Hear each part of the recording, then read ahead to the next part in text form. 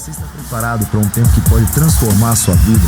Chegou a hora de você abrir seu coração para mergulharmos juntos nas Escrituras. Não viemos para mais uma conferência, viemos para ter um encontro extraordinário com Deus, porque quando a palavra é liberada e o poder é derramado, nada permanece igual. Aumente suas expectativas, porque está só começando. Glória a Deus, bom dia! Tem alguém com fome e sede de Jesus aqui nessa manhã?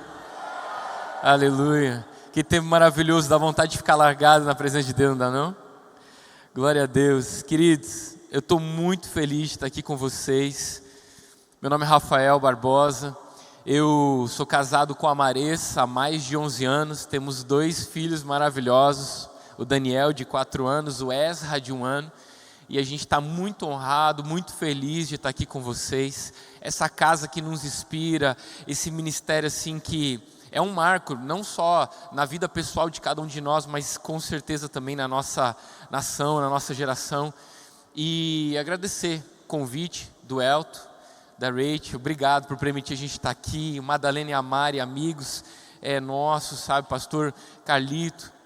Ontem a palavra da pastora Leila nos abençoou tanto. E eu trago o abraço dos meus pastores, pastor Luciano Subirá, pastor Marciano Hortêncio. E depois, se você quiser, tem alguns materiais dele ali à sua disposição. Nosso desejo é que você seja abençoado. Vamos para a palavra de Deus, amém? Glória a Deus. Eu queria te convidar a abrir sua Bíblia comigo, por gentileza, em Romanos capítulo 8, versículo 14.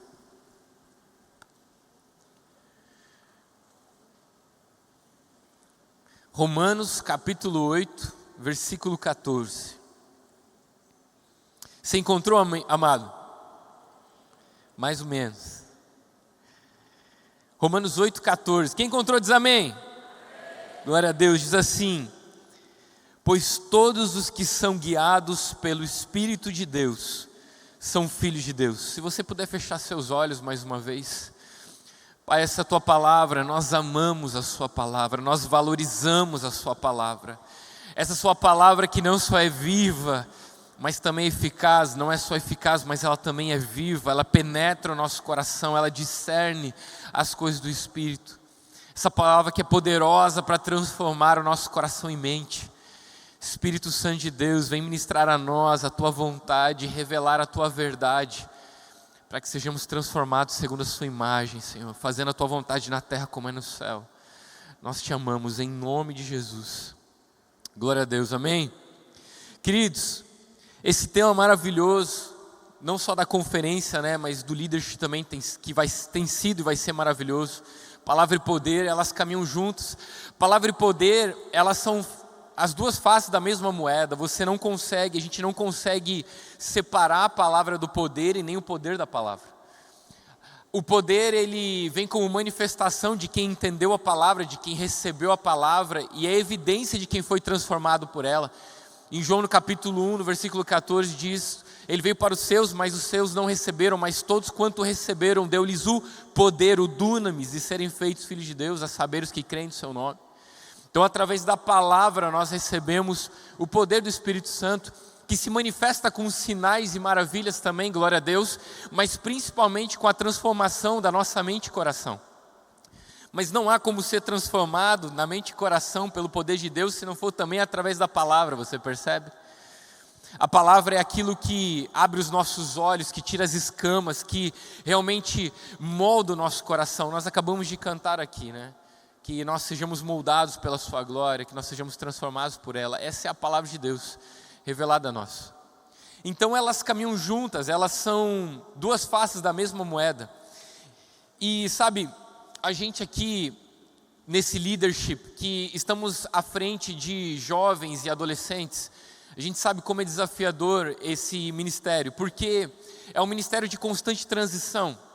Então talvez foi transicionado organicamente, isso foi muito bom. Você talvez recebeu nas suas mãos a continuidade de um legado que já estava acontecendo com uma certa estrutura, ou talvez você, como eu, teve que começar meio que do zero, teve que startar o ministério, teve que formar uma equipe, um time, teve que, ter as suas estratégias e ideias de como Deus ia fazendo, como Deus ia fazer o que Ele gostaria de fazer, mas deixa eu falar, tem algo comum entre nós, tanto quem foi transicionado ou como quem teve que começar algo, é o fato da gente às vezes cair na tentação de entrar no automático, de continuar fazendo aquilo que está funcionando, ou entrar no automático de tentar pegar modelos e mapas de outros lugares que estão funcionando e trazer para a nossa realidade. Mas eu queria dizer algo para vocês que eu tenho entendido sobre ser guiado pelo Espírito, que tem alguns níveis mais profundos de entendimento dessa vida entre a palavra e o poder, que vão fazer com que o Espírito nos guie exatamente para onde Ele deseja. Glória a Deus. Ontem a pastora Leila, ela deu uma palavra tão maravilhosa, eu fiquei tão feliz porque tem muito encaixe com o que eu venho ministrar aqui nessa manhã. E eu realmente acredito, queridos, que Deus tem uma medida para cada um de nós. Sabe, em Mateus capítulo 13, na parábola do semeador, fala que a semente que caiu em terra boa, ela produziu 30, 60 e 100 por 1. Eu realmente acredito que existe uma capacidade máxima da vontade de Deus, do desejo de Deus para a vida de cada um de nós, mas também vai ser uma escolha nossa, o quanto nós vamos viver dessa plenitude. Eu não estou falando de salvação, isso aí está resolvido na graça, na cruz de Cristo, glória a Deus. Eu quero falar sobre aquilo que nós vamos realizar através da vontade de Deus. Se nós viveremos o 30 por 1, o 60 por 1 ou o 100 por 1, porque a terra é boa, mas a capacidade de frutificação dela, ela pode ser diferente. Existe uma reciprocidade no caminhar com Deus, e essa reciprocidade ela vai determinar não o quão grandioso vai ser o resultado necessariamente, mas o quão fiel, ou qual vai ser o tamanho da fidelidade, da gente viver a plenitude da vontade de Deus para a vida de cada um de nós e do ministério que nós exercemos. Você está comigo essa manhã, amém? Tem uma frase que Deus me falou 2 anos atrás, eu estava em oração e eu queria muito, eu continuo querendo, que o Senhor Ele conduza o ministério. Eu falo para a equipe, a gente não é louco de sentar aqui, planejar e pedir para Deus abençoar os nossos planos. Nosso coração tem que estar tão alinhado com o dele, que é o Senhor, o que o Senhor deseja fazer, como o Senhor deseja fazer, quando o Senhor deseja fazer. E eu lembro que uma das frases, aconteceu isso uma vez na vida comigo. Eu não sou desses, tem gente que ora em inglês, que pensa em inglês, eu não sou assim tão habilidoso. Mas nesse momento de oração com a minha equipe veio uma frase no meu coração muito forte, que é uma frase em inglês que dizia assim: "Don't take it for granted." A tradução mais fiel, talvez, ou mais perto seria: não tenha por garantido, ou não tenha como garantido algo. E eu comecei a perguntar ao Espírito Santo o que isso significava. Me levou a um lugar de intimidade maior e temor maior, de cumprir exatamente o que Ele deseja. Quando a gente fala, seja feita a tua vontade na terra como é no céu, a gente precisa começar a fazer perguntas: como é a sua vontade é feita nos céus? Porque se eu não sei como sua vontade é feita no céu, como eu vou manifestá-la na terra? Sua vontade no céu, que é de maneira prioritária, integral, imediata. E o Espírito Santo começou a ministrar no meu coração, porque o maior medo que eu tenho é perder o coração.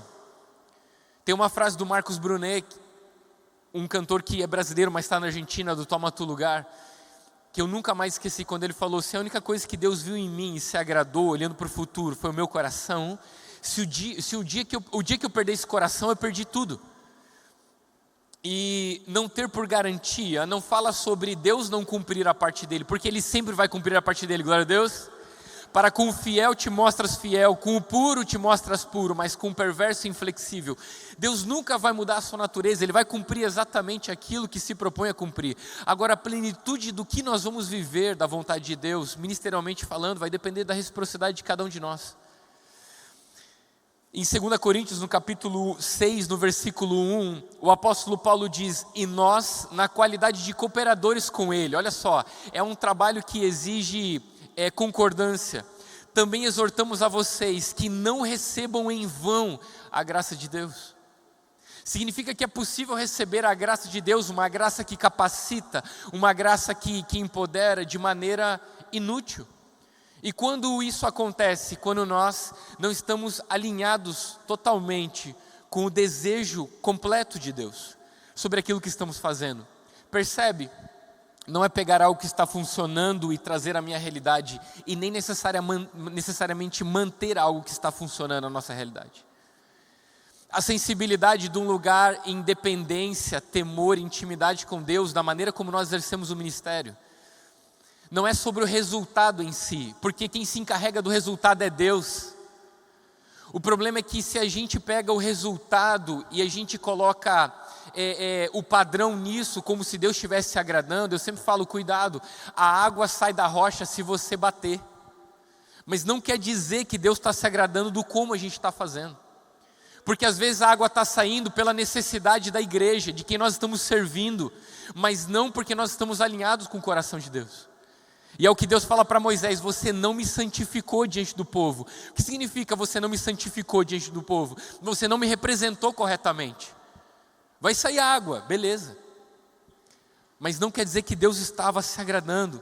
Porque, queridos, deixa eu te falar, a maior bênção de terminar vivendo 100 por 1, que Deus deseja para os seus filhos, não é o resultado extraordinário em si, porque isso Ele pode fazer apesar da gente, mas é a garantia de um coração que está agradando Ele em tudo. Você está comigo? Então eu gostaria de que a gente pudesse pegar um exemplo muito prático e de maneira breve, falar sobre o coração de alguém que viveu essa plenitude da vontade de Deus em várias etapas da sua vida. E a gente vai entender que um líder, ele precisa entender a estratégia de Deus, uma estratégia. Eu vou falar sobre uma estratégia, eu vou falar sobre um sinal e eu vou falar sobre uma promessa. É importante os líderes entenderem uma estratégia, um sinal e uma promessa, porque a gente vai ver que a estratégia, ela vai falar sobre a nossa fidelidade. O sinal vai falar sobre a nossa intimidade. E a promessa vai trazer um filtro sobre a nossa intenção, qual é a intenção do nosso coração a partir de quando Deus começa a cumprir aquilo que Ele se propôs. Então eu gostaria que você abrisse sua Bíblia em 2 Samuel, no capítulo 5, no versículo 17, e a gente vai ler até o 25. É uma história maravilhosa de quando Davi, ele é ungido rei sobre todo Israel. 2 Samuel, capítulo 5, versículo 17, até o 25.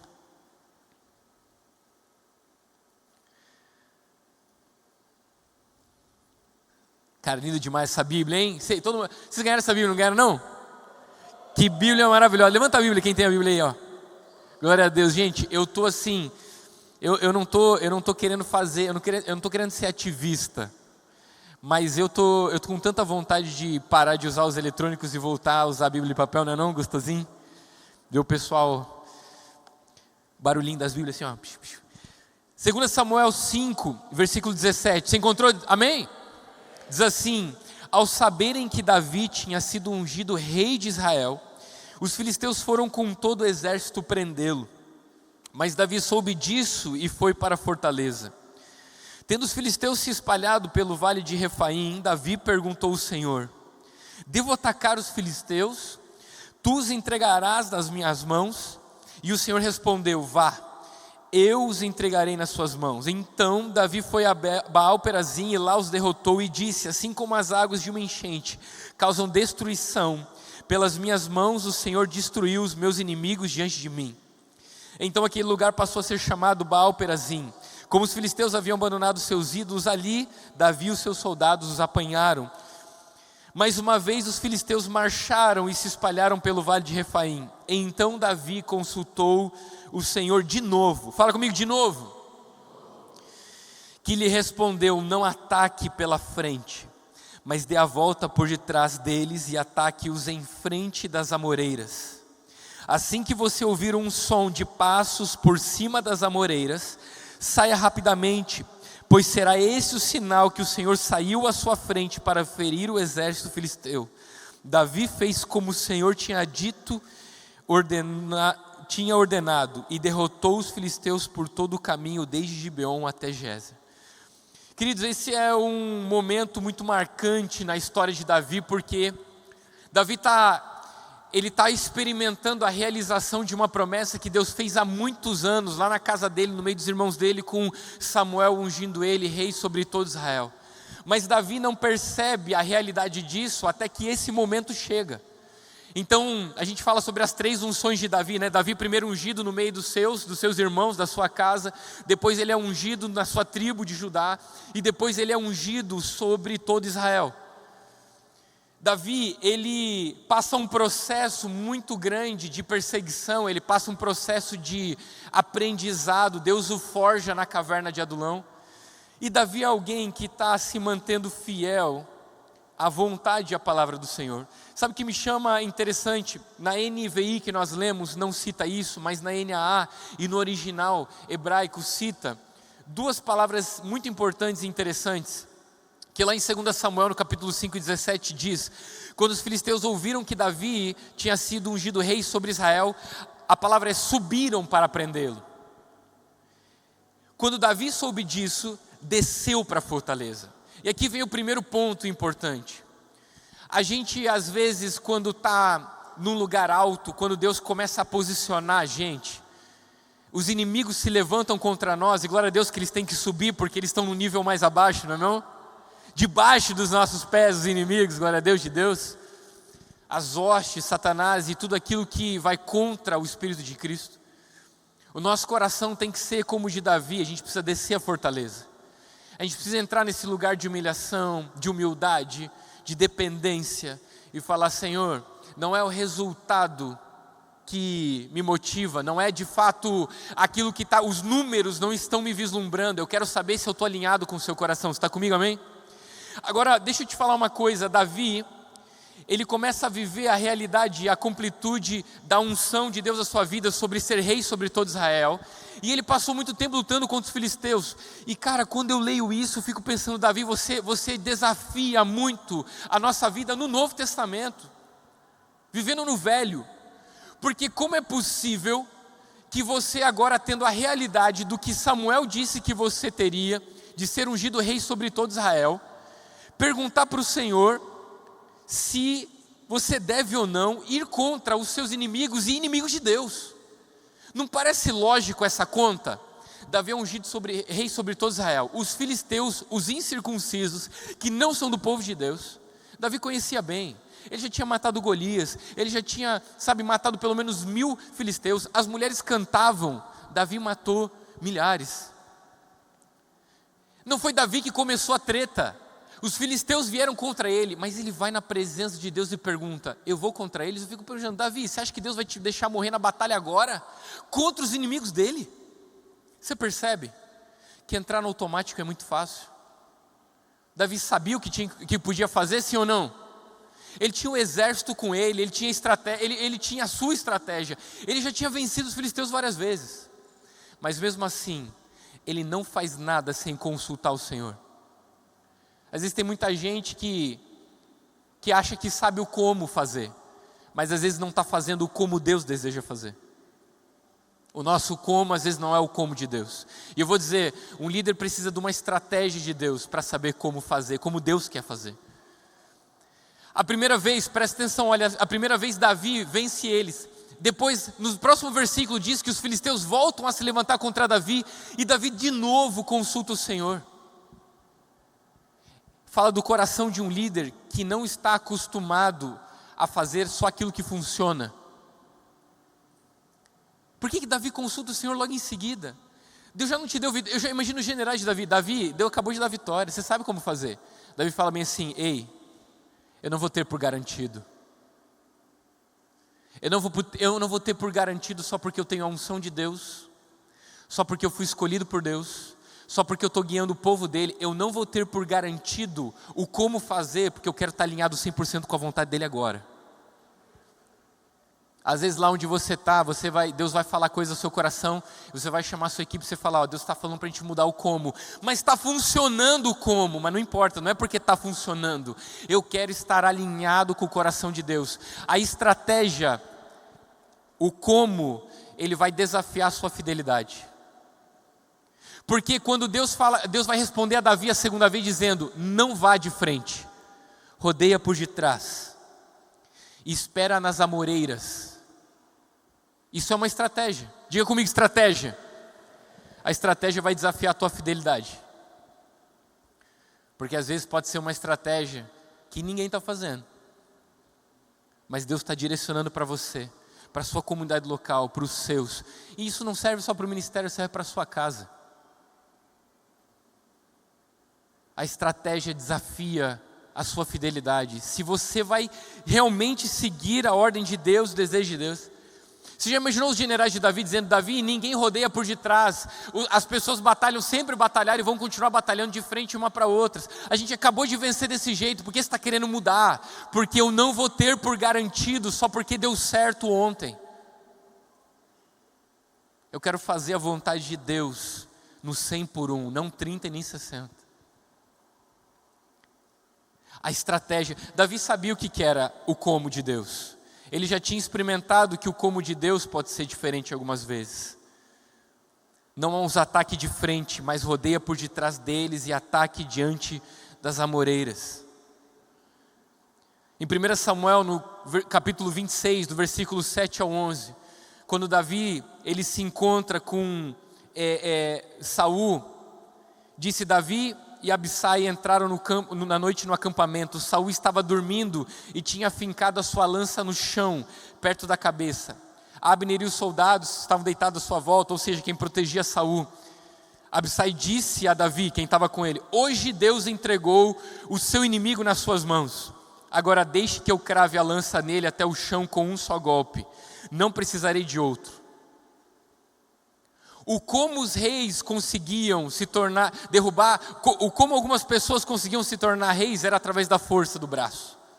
Esse era o como geralmente que funcionava. Mas Davi diz a Abissai: não mate. Quem pode levantar a mão contra o ungido do Senhor e permanecer inocente? Ele continuou: tão certo como vive o Senhor mesmo o matará. Ou chegará a hora dele e ele morrerá, ou irá para a batalha e perecerá. O Senhor me livre de levantar a mão contra o seu ungido. Deixa eu te falar, cuidado quem você está andando perto, porque Abissai chega e ele finge que é a voz do Senhor dizendo: hoje o Senhor entregou a sua vitória, deixa eu atravessar a lança aqui, Saul. E Davi fala: não, peraí. Essa é a segunda vez que Davi se aproxima de Saul a esse ponto. A primeira ele corta o manto, lembra? A Bíblia diz nos capítulos anteriores que Saul entra numa caverna para fazer as suas necessidades. E os soldados de Davi falam: Davi, hoje o Senhor entregou nas suas mãos os seus inimigos, o seu inimigo, para você fazer o que quiser com ele. E Davi fala bem assim: não, peraí, não é assim, eu fazer o que quiser. Só vou fazer o que Deus quiser. É o como de Deus. Ele corta o manto e a Bíblia diz que ele fica arrependido de ter cortado o manto. Deixa eu te falar, tem muita gente que está esperando o seu líder fazer caca, como Saul estava indo fazer uma caca, para tomar o lugar. Na força do seu braço. Davi entende o como de Deus. Ele fala: não vai ser na força do meu braço. Aquilo que Deus vai fazer através de mim, chamou para fazer, não vai ser na força do meu braço. Vai ser no como de Deus. Ele tinha o coração para esperar em Deus. Querido, deixa eu te falar. Talvez pessoas do seu lado estão dizendo: vamos, Deus está te dando oportunidade agora, uma oportunidade muito boa. Não. Eu não me movo por oportunidades boas, eu me movo pelo propósito de Deus, é o como de Deus. Não pegue atalhos. Você já imaginou a dificuldade de um exército de Davi sair do meio das amoreiras para atacar o seu inimigo? Ninguém faz isso. Imagina os caras saindo do meio de um monte de galho assim. Não tem efeito surpresa nenhum, cara. O barulho dos galhos, um monte de galho quebrando, um monte de gente se tropeçando no galho. Que estratégia é essa, Davi? É a que Deus deu, é o como dele. A estratégia vai testar a nossa fidelidade. Davi, a armadura de Saul não funciona para você. Os carros dos bois dos filisteus podem carregar a arca para eles, mas não funciona para você. Davi não quer uma boa ideia. Ele não quer o que está funcionando, ele quer a estratégia do como de Deus para ele. E ele vai ser fiel a isso. Você está comigo ainda, amém? Segundo, Deus não dá uma estratégia só para Davi por causa da sua fidelidade de coração, de não fazer aquilo que sabia talvez como fazer, mas ele se alinha à vontade de Deus, ele se esvazia do seu jeito, do seu desejo, e fala: eu quero cumprir sua vontade integralmente. ele também recebe um sinal. O sinal responde o quando. Deixa eu te falar, a maioria das pessoas não erra o como. Porque o como, a gente consegue ainda se lançar na palavra de Deus. Ele falou como fazer. Por mais que seja diferente ou inusual, é Deus que falou. Então sobre a tua palavra eu vou lançar. Mas o quando é a nossa maior dificuldade. E Deus dá um sinal para Davi. Eu não vou te dar uma estratégia só, Davi. Eu também vou te dar um sinal. Você vai rodear essa estratégia e estar por trás das amoreiras. Quando você ouvir sinal de tropas caminhando acima do topo das amoreiras, é o sinal de que eu me adiantei para te dar vitória. Gente, o sinal vai desafiar ou ele vai testar a nossa intimidade. Você sabe, um dos momentos da Bíblia que mais me desafiam é 1 Samuel 30, 3-4. Davi já tinha passado por isso. Quando ele quer ir lutar ao lado dos filisteus contra Saul, o Senhor não permite. Ele volta, quando ele chega em Zigag, onde estava a esposa, os filhos, eles foram saqueados. Imagina, Davi está voltando com um exército que tinha ido pronto para a batalha. Entendeu? Imagina você comigo. Você vai para uma batalha. Cara, você se prepara emocionalmente para batalhar, sim ou não? Você não está lá assim, entendeu? Numa boa e falando assim, agora eu vou batalhar. Gente, sua vida está em jogo, você vai lutar. Esses homens estão com sangue no olho, pronto para a batalha. Chegam lá para lutar do lado dos filisteus. Os filisteus falam, Davi que não. No meio da batalha vai se voltar contra a gente, vai dar uma bagunça isso aí, melhor não. O rei dos filisteus manda Davi de volta. Davi, quando ele volta para a sua cidade, a sua mulher e seus filhos foram levados como escravos e a cidade saqueada. Qual que é a primeira coisa que tu pensa, meu irmão? Você está com um exército com sangue no olho de batalha. Você não pôde lutar na batalha que você queria. Sua mulher e seus filhos e todas as suas posses foram levados embora. O que você faz? Meu irmão, é agora, nós vamos atrás desses caras. Sim ou não? Sabe o que eles fazem? Eles primeiro choram. E tem muito líder que no momento da dificuldade, ele quer resolver no quando ele vai fazer, porque ele sabe como, mas ele quer fazer agora, no quando, sem o sinal de Deus, e ele perde a oportunidade de ter lágrimas nos olhos. Quando foi a última vez que nós, na presença de Deus, choramos com sinceridade e quebrantamento pelo povo que nós estamos conduzindo? Falo, Jesus, esse rebanho é seu, ele não é meu. Me dê a graça, a capacidade, a estratégia, o sinal. Gente, o sinal de Deus, ele desafia a nossa intimidade. E eu não sei você, mas como nas atividades da nossa vida, tanto ministeriais quanto bivocacionais, se você for, desafiam a nosso tempo de intimidade com o Senhor. Davi, depois de chorar com seus homens, Davi fica angustiado porque os seus homens falam em apedrejá-lo nessa parte. Davi não se move pela pressão. Rafa, a gente precisa resolver agora. Calma aí, Deus não deu o sinal dele ainda. Não, mas o povo está pronto para te apedrejar. Mas se eu morrer apedrejado, pelo menos eu vejo a glória de Deus. Como Estevão. O como de Deus é importante, mas o quando é essencial. Isso só vai ser intimidade. Gente, imagina os generais de Davi falando, Davi, você está falando que o sinal que a gente vai atacar nessa tua estratégia meio maluca é quando tiver passos de exército ou passos de Deus por cima da copa das amoreiras. Como é que é o som de um exército por cima das árvores? Fala para mim. Alguém aqui sabe? Davi, tu já ouviu o exército caminhando por cima de árvore? Davi fala, não, nunca ouvi não. Então como é que tu sabe qual é o sinal de Deus? Davi pode responder, bom, eu não sei como é que é exército caminhando em cima de árvore, mas o passo do meu pai eu conheço. Mais ou menos assim, deixa eu explicar. Eu sou casado há um pouco mais de 11 anos com a minha esposa Maressa. Se você é casado há mais tempo, talvez você vai entender. Mora mais gente na minha casa. Mas quando a minha esposa está subindo a escada ou descendo, eu sei que é ela. É como se Davi estivesse dizendo, e os caras estão lá atrás da moreira falando, Davi, é agora, e Davi está assim, ó. Você percebe que a gente tem dificuldade de dar atenção nossa para Deus?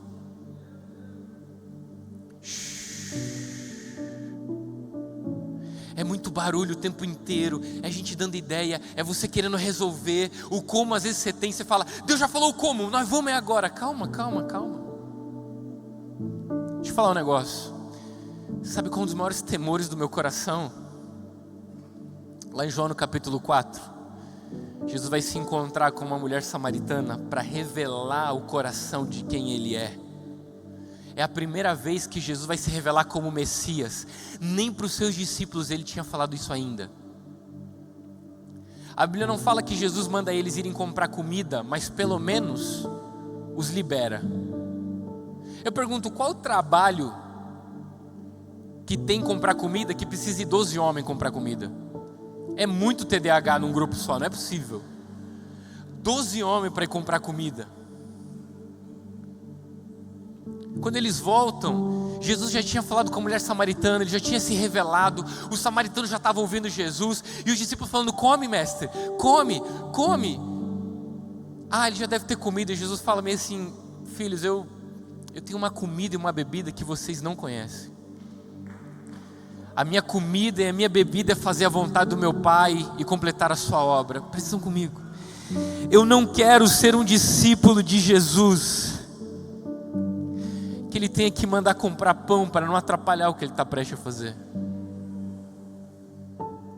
Porque a gente está tão seguro do como a gente tem que fazer, a gente tem tanta certeza das nossas estratégias, do que funciona, que a gente perde a revelação de quem Ele é, porque está indo lá comprar pão. E aí a gente está trazendo para Ele uma parada que Ele nem pediu. Come Jesus, Ele fala, queridos, eu tenho uma comida, uma bebida que você não conhece. Fazer a vontade do meu Pai. Você percebe Jesus se revelando? Jesus não está exercendo o ministério pelas suas carências e ausências. Ele não quer se afirmar naquilo que Ele faz. Jesus se encontra com a mulher samaritana, e é Deus no poço pedindo água para ela. Essa mulher olha para Deus e fala assim, não, eu não te dou água. Se talvez fosse eu e você escrevendo o Evangelho, a gente ia ter escrito assim, e naquele mesmo instante um raio caiu do céu e fulminou aquela samaritana. Como ousas dizer não a Deus, ainda mais por água? Mas Jesus não responde assim. Ele diz, mulher, se você soubesse quem eu sou, você faria o que eu estou dizendo. Ele fala isso? Você sabe com quem você está falando? Peraí, você sabe com quem você está falando? Não. Se você soubesse com quem você está falando, você pediria e eu daria para você. Não é você pediria e eu pensaria no seu caso, não. Você não está entendendo. Eu vim aqui para entregar, eu vim aqui para dar. Então peraí, deixa eu falar um negócio. Se a gente estiver fazendo o como de Deus, no quando de Deus, que vai a nossa fidelidade e intimidade, e o resultado for extraordinário, a gente não vai se vislumbrar com isso.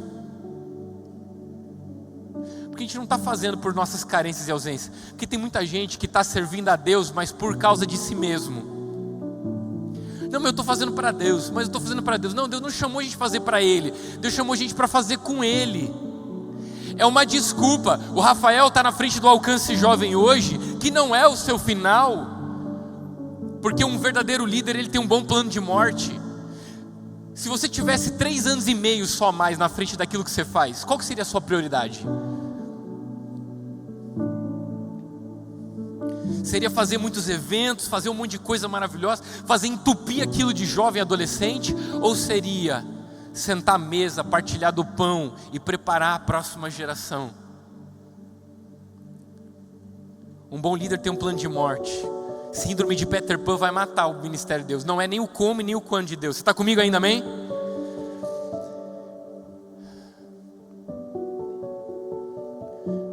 Muitas vezes a gente está tão ocupado que a gente não tem tempo para ter intimidade. Como é que a gente vai perceber o sinal?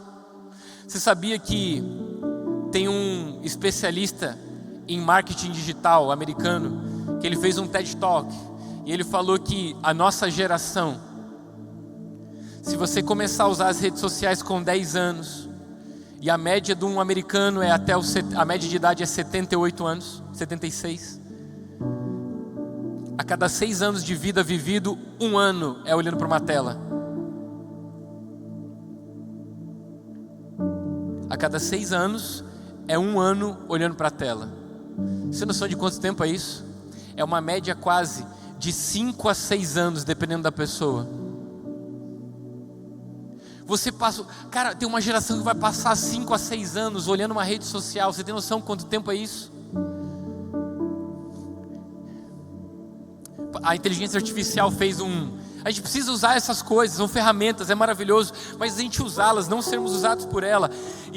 A inteligência artificial fez um vídeo de como seria se tivessem redes sociais na época do Antigo Testamento. Moisés olhando a tela e a sarça atrás queimando, ele nem percebe. Você entende? Deus está querendo dar estratégia para a gente, e um sinal que Ele vai dar.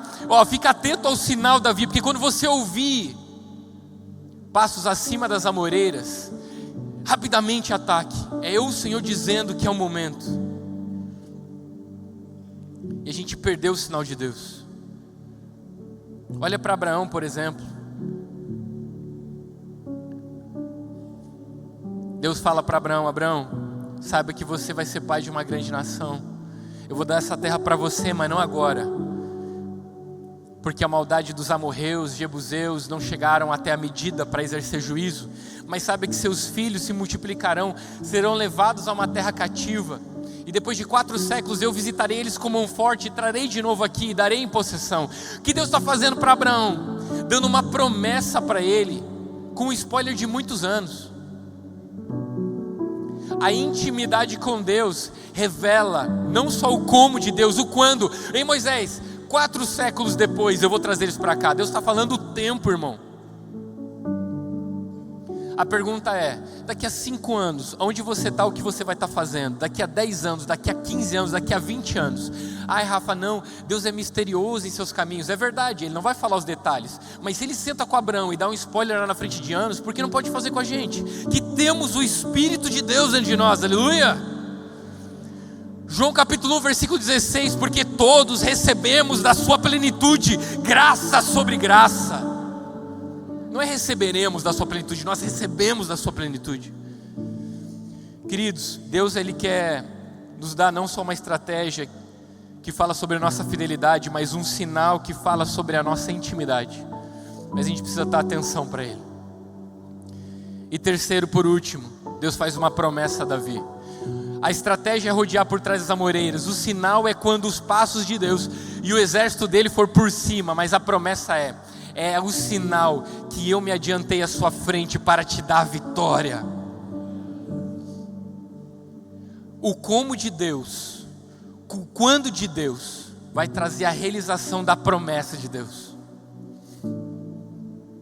Agora deixa eu te falar a coisa mais incrível da promessa de Deus. A maior promessa é que Deus estará à nossa frente, nos conduzindo e guiando. Já não é mais ansiedade pelos resultados, porque nós não fazemos na força do nosso braço. Sabia que todo sábado que acaba o alcance jovem, eles passavam a quantidade de jovens que iam no culto.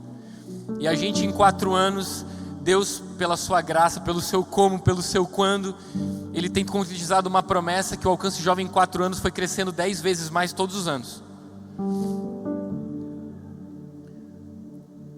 Mas todo culto que termina, eu não quero saber quantos jovens vieram, porque eu não fiz nada para eles virem. Por que eu vou ficar ansioso se eles deixarem de vir? Porque se eles vierem por minha causa, e aí a gente está perdido mesmo. Mas se eles vierem por Cristo, sua palavra e seu poder, então glória a Deus, a gente está fazendo o como e o quando de Deus, e a promessa dele vai se realizar. A minha oração não é se Deus vai fazer, Ele vai fazer. A minha oração é: Deus, que seja o que o Senhor faça, não me deixe de fora. Não me deixe de fora. A promessa cumprida, enquanto a estratégia fala sobre a nossa fidelidade, o sinal fala sobre a nossa intimidade, a promessa cumprida desafia a nossa motivação. Porque que quando Deus cumprir aquilo que Ele prometeu, como estará o nosso coração? Porque se embriagar com a vinha é muito fácil, meu amigo. Eu achava que a sinceridade de coração era o suficiente para manter meu coração, mas eu descobri que só a sinceridade não é o suficiente. Porque o fariseu, olha só comigo, o fariseu no tempo de Jesus, ele estava sinceramente quebrantado no templo, chorando, rasgando as suas vestes, pedindo: Deus, envia o Messias para nos libertar. E aí ao mesmo tempo ele enxugava depois as lágrimas, se reunia com outros fariseus e falava: como é que a gente vai matar esse nazareno?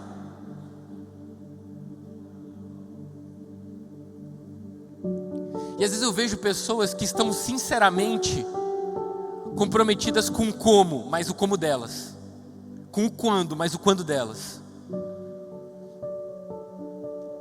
Ela não percebe que até na sinceridade do seu coração estão planejando matar os seus irmãos.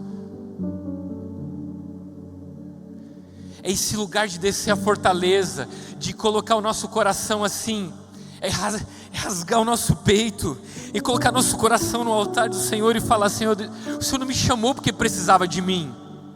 Deixa eu falar um negócio para você. Deus não chamou a gente porque precisava da gente.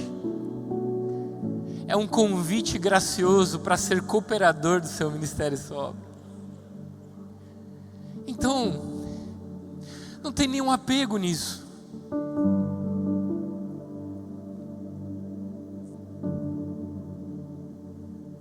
Eu sei que quando transicionar o Alcance Jovem, o Alcance Jovem vai estar na fase mais incrível dela, vai ser a maior felicidade da minha vida. A gente não vai ser a geração do qual escreve Paulo aos Gálatas, dizendo: ó insensatos Gálatas, vocês vão terminar na carne aquilo que Deus começou no Espírito. Se o meu pastor Marciano Hortêncio, pastor sênior do Alcance Curitiba, falar assim: Rafa, a partir de hoje você sai do Alcance Jovem, eu preciso que você cuide do estacionamento. Glória a Deus, está abençoado. Quem você quer que eu coloque aqui? Que já tem um time, quem pode fazer? Eu nem preciso mais estar.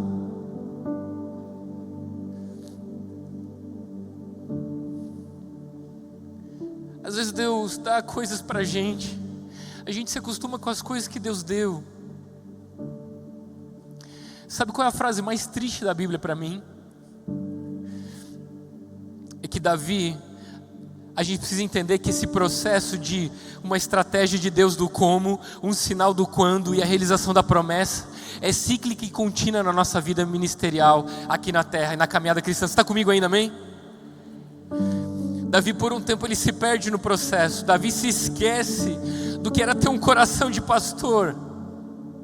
Por isso que Natã, quando vai confrontar Davi, conta a história de ovelha. Davi, você está muito reizinho, você esqueceu o que era ter coração de pastor. E sabe qual é a frase mais triste da Bíblia para mim? 2 Samuel 17, 7, 8. Você é esse homem, Natã disse a Davi: assim diz o Senhor Deus de Israel, eu ungi você rei de Israel e livrei das mãos de Saul. Dei você a casa dele e as mulheres do seu Senhor. Dei a você o povo de Israel e Judá. Olha que Deus fala: e se tudo isso não fosse o suficiente, eu teria te dado ainda mais.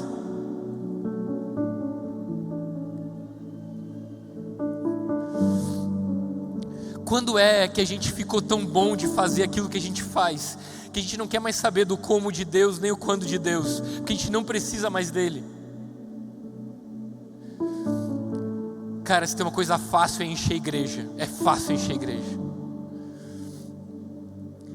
Mas o que é difícil é discipular, é cuidar dos corações, é se esvaziar, é receber um liderado teu e falar bem assim: eu acho que tem um monte de coisa errada acontecendo aqui, vou embora. Como aconteceu há 2 dias atrás. E eu falei para ele: poxa querido, tem um monte de coisa errada acontecendo também que eu não gostaria que acontecesse, mas você pode ir embora ou não. Como é que a gente fica nessa? Você não fica comigo para me ajudar? Não é errada nos princípios. Às vezes é diferente dos modelos de cada um. Eu não acho que deveria ser assim, eu não acho que deveria ser assado. Os princípios são imutáveis, mas os modelos podem ser diferentes. Estão comigo, amém? Cara, Deus está falando para Davi: Davi, se tivesse sido pouco, eu teria te dado muito mais. O nosso coração precisa estar tão alinhado com Deus que o nosso contentamento seja tão pleno, que não vai fazer diferença no nosso coração se a gente estiver pregando numa igrejinha com 18 jovens ou no leadership do Eleve Conference. Você está comigo? Porque no final das contas é a graça de Deus que está nos conduzindo, o seu amor e a sua misericórdia nos perseguindo, mas é a nossa reciprocidade com Ele que vai determinar se a gente vai viver o 100 por 1. E Rafa, qual é o 100 por 1? O 100 por 1 é um sorriso no rosto do nosso Senhor, que não importa o final, o importa é caminhar junto com Ele, como Abraão e Deus caminharam juntos. Olha só, Deus senta com Abraão e fala: Abraão, daqui a 1 ano eu vou voltar e você vai ter um filho. Deus está dando. Bom, a estratégia de Deus não precisava, Ele sabia como fazer um filho, tá bom? Você não sabe, pergunta para o seu pastor, eu não vou falar. Mas Deus deu um sinal, Ele falou quando? Daqui a 1 ano. E Deus deu a realização da promessa. Sabe o que a Bíblia diz depois disso? Que se levantou Deus para ir em Sodoma e Gomorra. 2 foram para Sodoma e Gomorra e 1 se levantou. E a Bíblia diz: levantou-se pois Abraão e foi caminhando com ele. E eu pergunto: Abraão, tu já tem o sinal, tu já tem estratégia, tu já tem o sinal, tu já tem a promessa de Deus. O que mais você quer fazer caminhando com Ele? É como se Abraão dissesse: eu não quero caminhar nos meus caminhos, eu quero caminhar nos dele. Não interessa se Ele já deu a estratégia, o sinal e a concretização da promessa, eu quero andar com Ele.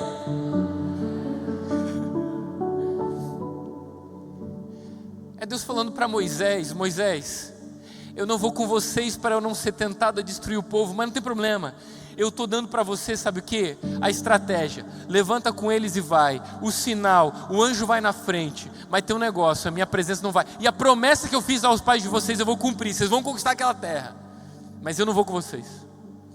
E Abraão fala: eu não me interesso se você vai mandar anjo, se vai acabar com os inimigos, se a gente vai entrar saltando pelas muralhas, derrubando. Se a tua presença não estiver com a gente, eu não me movo daqui.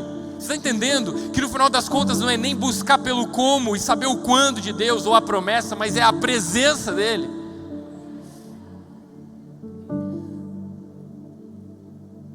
Não se compare. Não se compare. Vai ter um monte de herói na fé lá no céu que a gente nem sabia o nome, que não tinha seguidor no Instagram. Isso não significa nada. Relevância não é o mesmo de referência. Cuidado. Às vezes um jovem chega e fala assim: Rafa, lá da comunidade de alcance, você é referência para mim. Eu falo: não, peraí. Eu posso ser inspiração para você, mas referência é só Hebreus capítulo 13, quando fala: observe atentamente os seus pastores e o final da vida que tiveram, e imitem a sua fé. Eu não estou perto do final da minha vida, então é o seguinte: você pode se inspirar, mas não sou referência ainda. Referência é o pastor Tomás, que tem 80 anos lá na igreja, que ele abraça e a gente chora. Ele sorri e você vê Jesus. Você está comigo? Rafa, eu queria ser tomado pelo poder de Deus. Cara, se a gente se entregar à presença dEle, o poder dEle vai tomar. Você percebe que nos avivamentos eles não estavam procurando o resultado daquilo, eles só queriam a presença de Deus. Eles só queriam saber como Deus queria que eles fizessem, quando Deus queria que eles fizessem, e a promessa era garantida. Mas eles não tinham por garantida: I won't take it for granted. Eu não tenho por garantido que eu vou terminar 100 por 1. Eu vou guardar o meu coração até o final dessa caminhada.